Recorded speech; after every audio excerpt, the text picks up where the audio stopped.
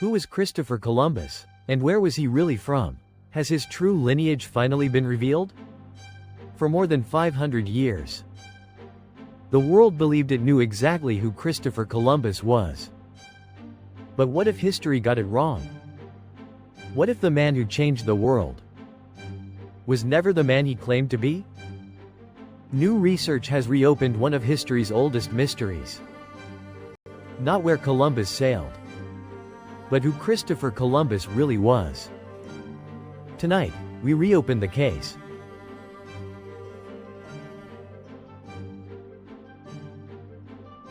For more than 500 years, the world believed it knew exactly who Christopher Columbus was. The son of a humble wool weaver from Genoa, an ambitious Italian sailor, who dreamed of finding a western route to Asia and changed history forever. It's one of the most familiar stories ever told. A poor man, with an impossible dream, who changed the course of history. But what if that story was never true?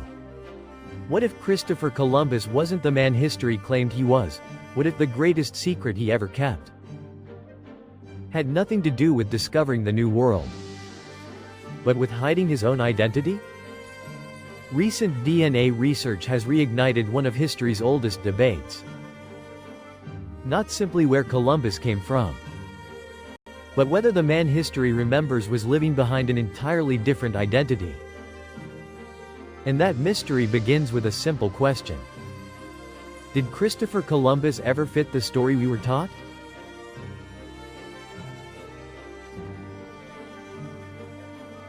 The deeper historians looked into Columbus's life, the more unusual he became. According to the traditional account, he was the son of a working-class wool merchant. Yet Columbus displayed knowledge that many scholars believe would have been difficult for someone of his background to acquire. He understood navigation, astronomy, geography, languages, and the politics of European courts. Then there was the way he approached royalty. When Columbus met King Ferdinand and Queen Isabella, he wasn't timid, he negotiated as an equal.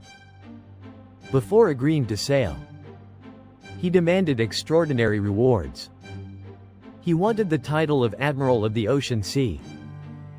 He wanted to become viceroy and governor over every land he discovered.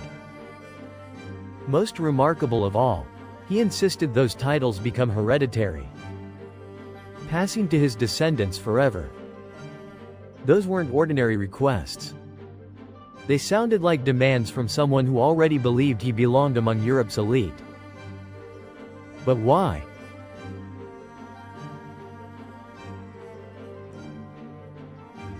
The questions didn't stop there. Although Columbus is remembered as an Italian, he rarely wrote in Italian. Much of his surviving correspondence appears in Castilian Spanish. His familiarity with the Spanish court has puzzled historians for generations. Then there are the records.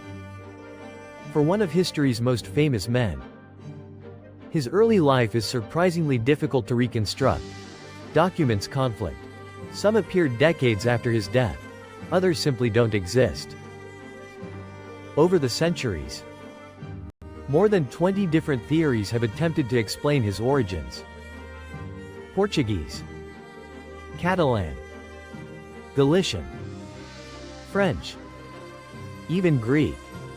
Now, a 2026 genetic study has uncovered a DNA match no one expected. A growing number of researchers believe the clues point somewhere entirely different. Not to a humble merchant's home, but to a noble family in Galicia, Spain.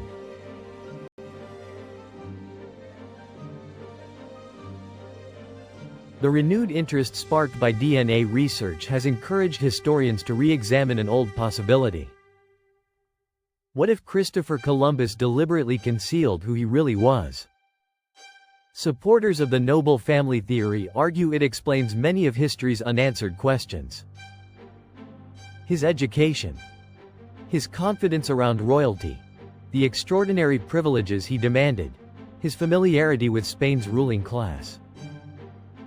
Even the confusing trail of documents surrounding his early life. If Columbus truly came from an influential noble family, keeping that secret may have been necessary. Political rivalries, inheritance disputes, family scandals, or reasons now lost to history. No one knows, but if the theory is correct, Christopher Columbus may have crossed the Atlantic under an identity that wasn't entirely his own.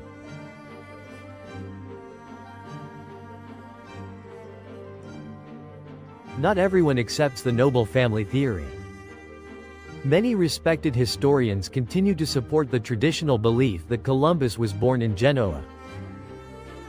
Others argue the new evidence deserves serious consideration but falls short of proving the case. Like so many historical mysteries, the final answer remains just out of reach. 5 centuries after his death, researchers are still asking one of history's simplest questions. Who was Christopher Columbus? Was he truly the humble Italian sailor we've read about for generations? Or was he a nobleman who carefully concealed his past from the world? Perhaps the greatest mystery Christopher Columbus left behind wasn't the lands he discovered.